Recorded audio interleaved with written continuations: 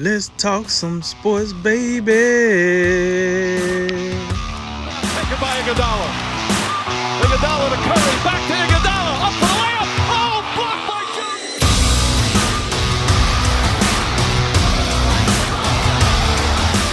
And remember, make tomorrow better than today and make today better than yesterday. And you know what we gonna do. We gonna holler at you until next time, baby.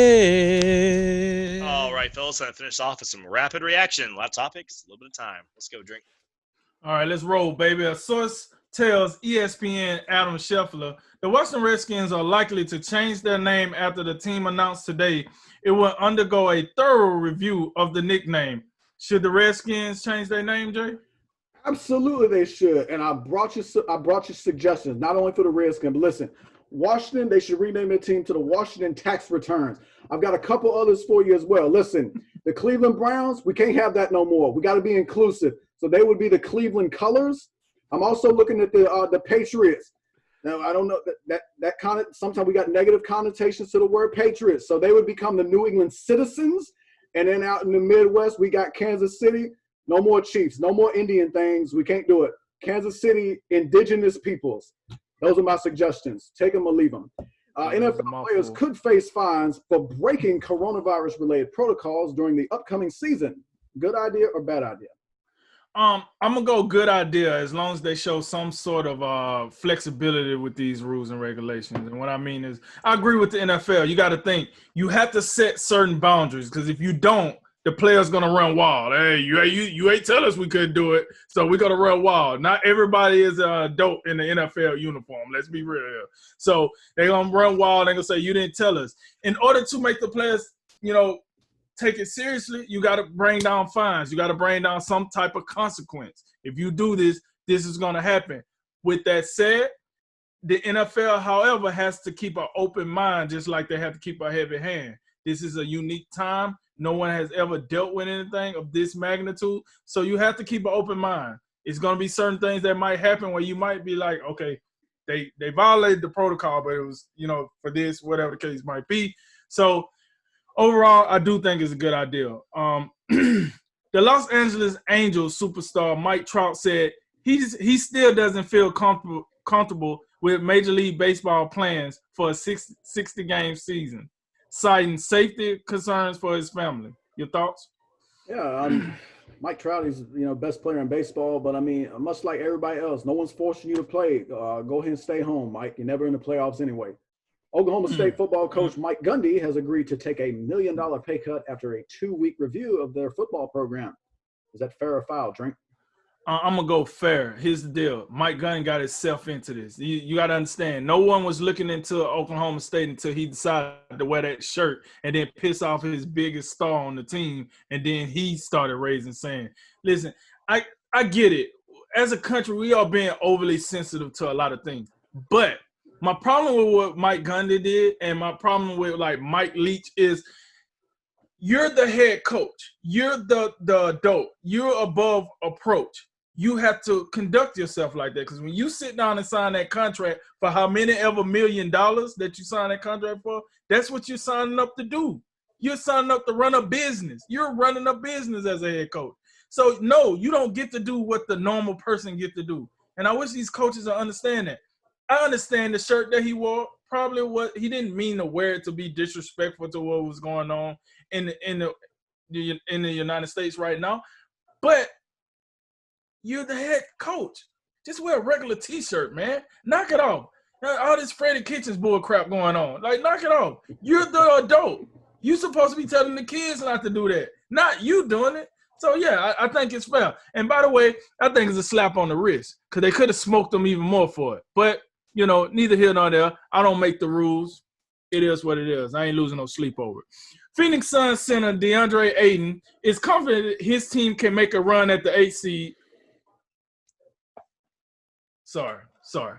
I didn't proofread this today, and I should have because I didn't know this bull crap was coming. His confident his team will make a run at the 8th seed in the West and said, whatever the media has to say, we're going to use that to add fuel to the fire. Do you share his same confidence, Jay? There is not enough fuel in this world, crude oil, natural gas, whatever Green New Deal they got brewing. There ain't enough fuel in this world to get the Phoenix Suns to the playoffs. Listen, I got as much confidence as the Suns making the playoffs as I do as a weatherman giving me an accurate forecast 2 days in a row. Sorry, Cody. Five-star senior basketball recruit Maker has committed to Howard over UCLA. What do you think of that move, Drink? I love the move. Congratulations to Howard University, and I hope more of these top elite student athletes decide to go to HBCUs. But with that said, don't celebrate yet until he's side the dotted line, because as you know, these top-level players are going to start making money off their names and their likeness. And I can tell you right now, it ain't going to be hard for a UCLA or a USC or et cetera, to slide in and get the whispering those sweet nothings in their ear, letting them know it's some dollars to be made. So I do like it, but we'll have to see if he can stick through, because it's just a commitment. He hasn't signed anything yet. Browns tight end David Njoku has asked the team to trade him. Does this request surprise you? And what team do you think would be interested in his services? No, it doesn't really surprise me, especially when you consider the Browns reset the tight end market when they maxed out Austin Hooper to that big deal. And then they drafted Harrison Bryant in the 4th round. So you can tell his playing time is most likely going to get cut. And oh, by the way, when he does play, his quarterback leaves him hanging out to dry, getting killed with those high throws. So no, not ultimately surprised. We talked about the Patriots earlier. I would also throw in the Jaguars because they never have a tight end that can play, and the old, Ben Koyak thing is getting pretty old. According to Top Ranks chairman Bob Arum, the WBO and WBA lightweight champion Vasily Lomachenko will face IBF lightweight champion Teofimo Lopez on September 19th in a title unification bout. Is Lopez ready for Loma, Drink? To be honest, I don't think so. I'm be honest. I'm not impressed with what he done. I'm not impressed with his level of competition. But you know what I'm saying? The rules are the rules. I think they're just serving them up on Lomachenko to get a good name, to get some publicity so he can get ready for the other heavy hitters in the lightweight division. But I do hope I'm wrong, and it's an entertaining fight. I would love to see the entertainment. But, Lopez, I'm just not impressed with what he doing thus far. He looked sluggish in his last fight, and that was a no-name. And now you're going to come with Lomachenko, probably a pound-for-pound great right now? I don't know. Our owner basketball coach Rick Pitino believes the NCAA should start the college basketball season in January and only play conference games to combat COVID-19. What do you think of his idea? No, this actually doesn't sound like a too bad of an idea, but because it's coming from Rick Pitino, I don't want to hear from him. He should have called his little brother Richard up in Minnesota and let him brief this idea to the media because, listen, Rick, the NCAA just let you back in. This ain't the time to be flexing. Get back in the Power 5, the Power 5 conferences before you start running your mouth. Last one, according to Bob Arum, the trilogy fight between WBC and lineal heavyweight champion Tyson Fury and the former WBC heavyweight champion Deontay Wilder is scheduled for December 19th of this year. We don't have a location yet. How do you feel about this news, Drink? I don't really know until I see. Here's the thing. The fight is the fight. Like, me being a fan of boxing, I want to see the fight. No denying that. However, until I see something where Deontay Wilder is putting more tools in his toolbox, doing something different, I done seen 2 fights. I done seen these dudes fight twice already. It ain't look pretty. We ain't talking about Manny Pacquiao versus Juan Marquez where they had four different fights. No, Tyson Fury outboxed him in the first fight, and then he smoked him, and then it became a draw, however.